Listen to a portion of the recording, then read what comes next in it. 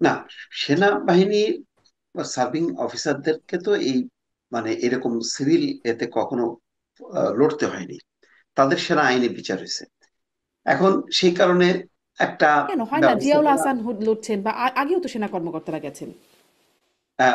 না, গেছেন, কিন্তু মানে একেবারে মামলায় এরকম ধরে আহ, মানে একটা গ্রুপ ধরে বিচার হয়তো বিচ্ছিন্ন ভাবে একজন দুইজন হয়েছে, কিন্তু এরকম গ্রুপ ধরে সম্ভবত আর হয়নি। আর এটা খুব সিরিয়াস একটা কেস। তো সেখানে তাদেরকে সাব জেলে রাখা হয়েছে, আইনের ব্যত্যয় ঘটেনি। তবে আইনের মধ্যে একটা হয়তো বিশেষ সুবিধা তারা তৈরি করছে। এটা হয়তো একটা ভারসাম্য রক্ষা করার জন্য করতে পারে। এখন আমরা সহসায় সবকিছু ওই যে ইলেকশন ইঞ্জিনিয়ারিং কথা বলে দিই, ক্যান্টনমেন্টের মধ্যে হচ্ছে এইগুলি এক ধরনের উস্কানি। আমি তো বললাম তো যে কেউ কেউ এমন এমন কিছু কথাবার্তা বলে এক ধরনের অস্থিরতা তৈরি করতে চাচ্ছে। কারণ নির্বাচনটা যদি আসলে ওই আরো 6 মাস আগে হয়ে যেত, যেটা মঞ্জুর মোর্শেদ উনি বললেন, সেটা তো এখন আর সময়ও নেই, 3 মাস। সেই হিসেবে তো ফেব্রুয়ারি মাস চলেই আসে। আর ডিসেম্বরে আনার সম্ভবত নেই, কারণ নভেম্বর মাস তো চলেই আসতেছে। 1 মাসের মধ্যে তো আর নির্বাচন হয় না। তো যাই হোক, এটা অলরেডি আমরা এই ধরনের পরিস্থিতিটা তৈরি হয়েছে এই কারণে যে আমরা অনেক দেরিতে নির্বাচনটা করে ফেলাম। আরো আগে যদি নির্বাচনটা হয়ে যেত এবং ডিসেম্বরের মধ্যেই যদি হইতো, সবচেয়ে ভালো হতো, এবং আরো আগে হলে আরো ভালো হতো। এখন বারবার ক্যান্টনমেন্টকে জড়ানোর মধ্য দিয়ে আবার একটা পরিস্থিতি তৈরি করা যে আমরা আবার একটা মানে নির্বাচন হলে তো ওই যে যেটা মঞ্জুর মোর্শেদ বললেন, আসলে অনেকের জারিজুরি শেষ, অনেকের এখন অনেকগুলো ক্ষমতার বলয়, তখন একটা এক কেন্দ্রিক একটা ক্ষমতা চলে আসবে। তো সেটা তাতে যাদের এখন নির্বাচন ছাড়া যারা ক্ষমতা দেখাচ্ছে, তারা তখন ক্ষমতা দেখাতে পারবে না। সেই কারণে ওই ক্যান্টনমেন্টে ওয়াকার জেনারেল ওয়াকারকে খোঁচা দিতে দিতে দিতে দেখা যে জেনারেল ওয়াকারকে কোনোভাবেই নড়ানো যাচ্ছে না। কিন্তু কিন্তু চেষ্টাটা কিন্তু অব্যাহত আছে, কিভাবে তাকে বিতর্কের মধ্যে নিয়ে এসে একটা পাল্টা সেখানে একটা নেতৃত্ব দাঁড় করানো, সেখানে একটা সংঘাতময় পরিস্থিতি তৈরি করা, অস্থিরতা তৈরি করা। এই চেষ্টাটা তো আছে। এবং এখনো দেখা যাচ্ছে যে দেশের ভেতরে সেইটা ম্রিয়মাণ হলেও সেই চেষ্টাটা আছে। চেষ্টাটা আছে এই কারণে যে তারা আবার মানে সামনে চলে আসতে চায়।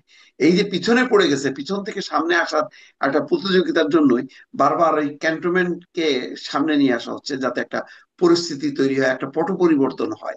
নির্বাচন হলে রাজনৈতিক পট পরিবর্তন হবে, কিন্তু জি, ক্যান্টনমেন্ট আপনার নিয়ে বিশ্লেষণটা একদমই খোঁচাখুচি করলে স্পষ্ট, একটা জনাব বিশেষ পট মোশাররফিল হোসেন। পরিবর্তন হবে। এখন ওই বিশেষ পট পরিবর্তনের জন্য কেউ কেউ সুবিধাভোগী হইতে চায়। সেই কারণেই জি, এই বারবার মান- মানে ক্যান্টনমেন্টের কথাটা নিয়ে ক্যান্টনমেন্টকে আসা সামনে হচ্ছে। নিয়ে আসা হচ্ছে।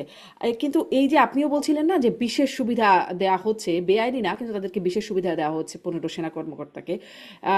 এবি পার্টির ব্যারিস্টার ফুয়াদ তিনি বলছেন যে স্বরাষ্ট্র উপদেষ্টা বাটপারি শুরু করেছেন, মানে এটাকে তিনি বাটপারি বলছেন।